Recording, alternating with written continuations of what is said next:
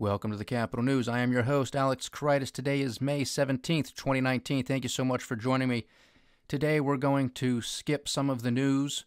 A lot of things that were breaking or were discussed during most of the news cycle today is stuff that we have been focusing on and are things that will continue throughout the weekend, and so I will provide some updates on that stuff next week. But right now, I do want to read the letter that I told you guys that I have been in the process of writing that will be sent to the President of the United States. It will also be posted to the CapitolNews.com website, so be sure to check that out. But today's podcast, I'm actually going to read to you the letter, but of course, again, it will be posted to our website, theCapitolNews.com, so you can take a further in-depth look at that if you will. Should I change this letter between today and the time that this gets sent to the President, I will, of course, update you guys here via the podcast, and I will also update it to the website. There's nothing that is prohibiting me from sending only one letter. If there's something I feel passionately about, I will send multiple letters. Now, of course, whether the President reads it is an entirely different matter, but nevertheless, this will be out there and disseminated. So please allow me to begin. Dear Mr. President, I am writing you as both an informed and concerned citizen. While there are many topics to address, the theme of this letter will pertain primarily to the recent breakdown of U.S.-China trade talks, the economy, and the stock market. At the outset, Mr. President, I would like to inform you that I voted for you in the 2016 presidential election. Furthermore, on many issues, I am an overall supporter of your goals to rejuvenate this country. Also, while I'm only one voice, I do nevertheless adamantly defend you and your administration when it comes to the recent investigation regarding Russian conspiracy allegations. However, despite past and current support in some areas, I have become seriously concerned regarding the aforementioned topics and how both yourself and your administration are handling such topics. Mr. President, I would like to vote for you in 2020, yet you are making it increasingly more difficult to do so daily.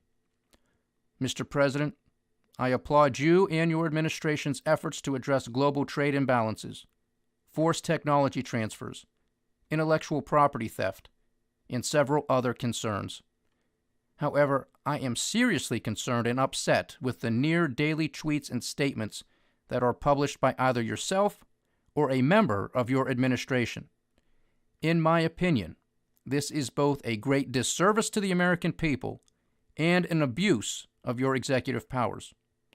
First, this acts as a disservice because the American people have been told repeatedly for the past several months that a trade deal between the United States and China was forthcoming and that it would be historic, fantastic, great, and many other adjectives describing the deal. Yet given recent events, we have now learned that we are not close to a deal, and in fact, both sides are now escalating, currently in the form of additional and/or increased tariffs. This is a disservice, Mr. President, because the country looks to you for leadership. Making promises and using language that makes people believe that a deal was supposed to be agreed a couple of months ago begins to call into question your credibility. If your credibility is called into question, sir, not simply by those who already oppose you, but rather those, such as myself, who voted for you, then so does your ability to lead and to succeed. It also calls into question my ability and desire to vote for you once again. I understand and appreciate the strategy, tactics, and nature of negotiations. However, in this regard, giving people simple tweets and talking points of great outcomes for months and then falling short calls into question your credibility and that of your administration.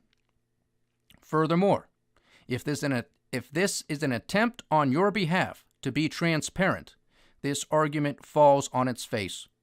Publishing statements and tweets is not transparency. It is more akin to government talking points, and shall I even say propaganda. I do not expect you to provide the inner workings of the trade negotiations as they are in progress, nor should you. Yet neither should you string along the American people with talks of grandeur. Mr. President, I implore you to stop tweeting, making statements, and or sending a member of your administration out to the media to continue with the narrative that everything is great.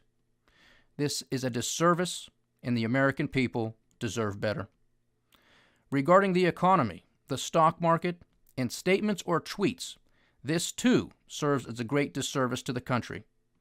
Continually telling the American people that China is paying for the tariffs is a factually inaccurate statement. Claiming that China is filling the U.S. Treasury with tens of billions of dollars is also inaccurate. The only thing that stops me short of calling this a lie, Mr. President, is whether you know the truth in this matter. Therefore, we are left with two options. You are either lying to the American people, or you are incompetent in understanding tariffs. Either is unacceptable. While China may very well end up losing business due to the higher costs of products associated with the implementation of tariffs, this is not the definition of paying that you are insinuating to the American people. Further, just this last weekend, your own economic advisor, Larry Kudlow, had to finally admit that it is American businesses and consumers who will be paying for the tariffs. I would have to imagine, Mr. President, that Mr. Kudlow deviated from your message because Mr. Kudlow was concerned about his credibility on the matter.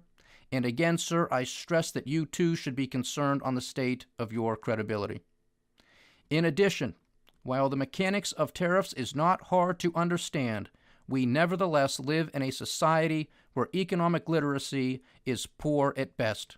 How else can one reason as to why our national debt is $22 trillion and counting amongst a whole host of poor and flawed economic policies? Therefore, Mr. President, spreading misinformation on whom is paying the tariffs is a disservice, and the American people deserve better. Continuing with how this affects the economy, the stock market, and how this ties into an abuse of your executive powers, allow me to first address another concern. I honestly believe, Mr. President, that you made a grave blunder when it comes to your taking credit and ownership of the U.S. economy and stock market. You were elected, Mr. President, in my view, to go to Washington, D.C. to do your best to undo generations of nepotism, fraud, corruption, governmental abuses of power, burdensome and anti-competitive regulations, remedy our two-tier justice system that protects the well-connected, renegotiate trade deals and treaties, and a number of other concerns. In short, you were elected to shake things up and to, quote, drain the swamp, if you will. This is not an easy task, and I again applaud you and your administration's efforts and successes in some areas, especially given the backdrop of how politically divisive our country is today.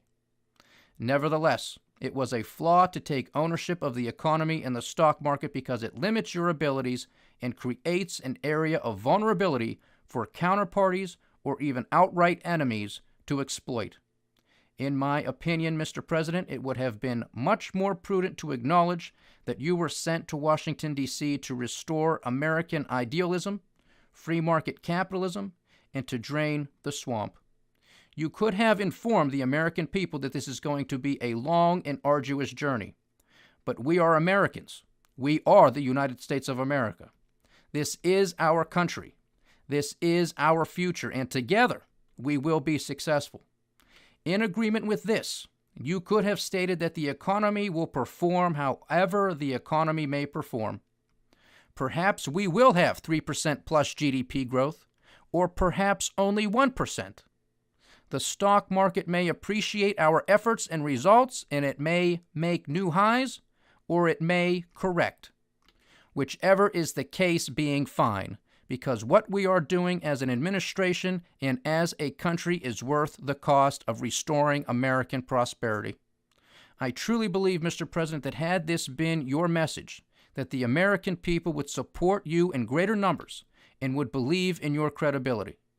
Typical politicians want to take credit for the economy and the performance of the stock market, if it is good. You, sir, were not elected to be a typical politician. This is a disservice, and the American people deserve better. In addition, the record is clear from your statements and tweets as citizen and or candidate Donald J. Trump, that during the Obama administration, the economy and the stock market were in a bubble, government figures were bloated, and that the Federal Reserve and the policies of low interest rates and quantitative easing were devastating to middle-class Americans, fueled the bubble, and only served to benefit the wealthy. I do not demonize wealth unless it was obtained fraudulently. And what the Federal Reserve has done over the past decade was fraudulent and criminal, and I agreed with your statements as a candidate, one of the key reasons why you received and earned my vote. Now, we are well within your 4-year presidential term. The economic numbers from the government remain bloated and artificial. Most of any growth we have witnessed has been at the expense of near trillion-dollar deficits and thus an increase in the national debt.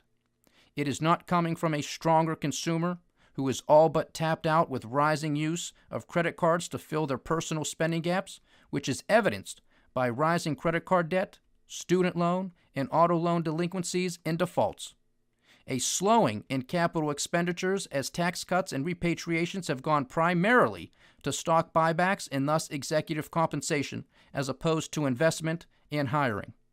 Also, a widening of our trade deficits, implying that we are not winning these trade negotiations and continue to import well more than we export, thus serving as a drag to GDP. In short, Mr. President, this is not the greatest in U.S. history, and our stock market indices have been and continue to be in bubble territory. Our government figures remain bloated and artificial, and over the past couple of months, we have witnessed statements from you and your administration calling on the Federal Reserve to cut interest rates and to embark on what would be classified as QE4.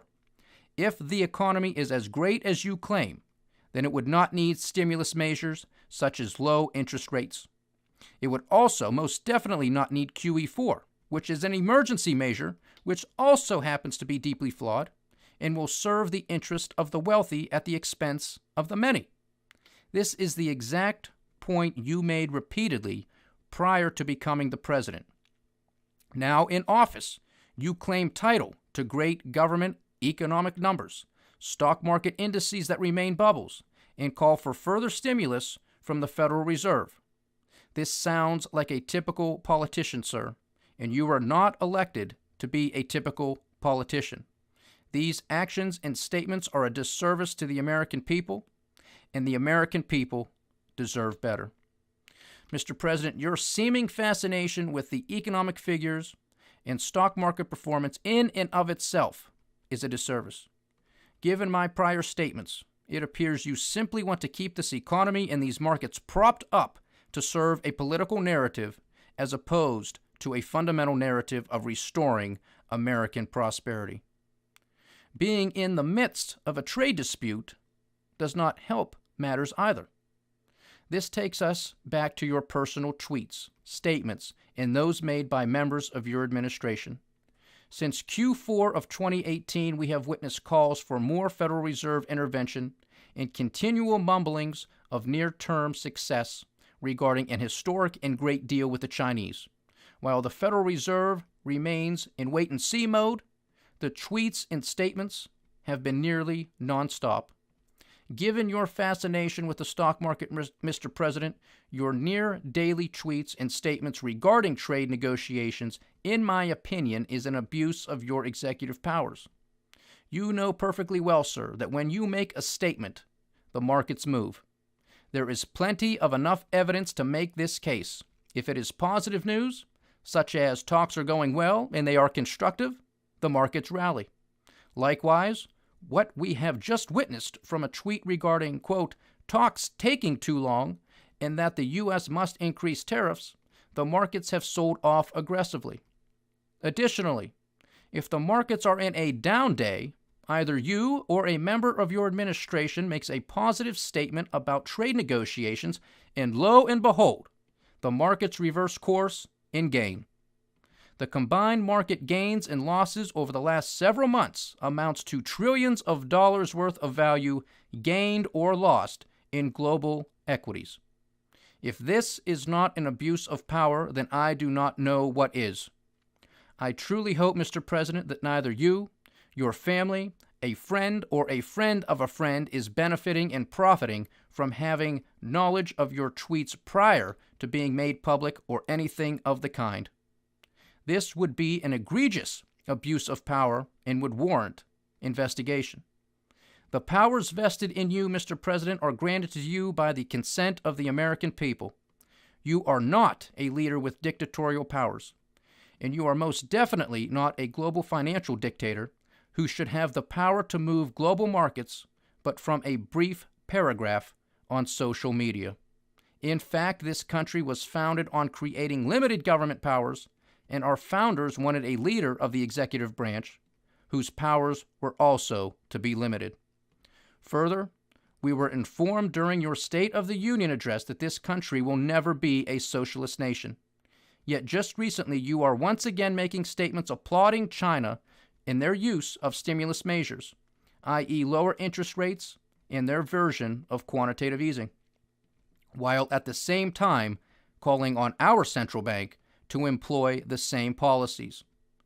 Taking the lead from a communist regime is not fitting with your State of the Union address, sir, nor is it fitting with your comments as citizen and candidate Donald J. Trump.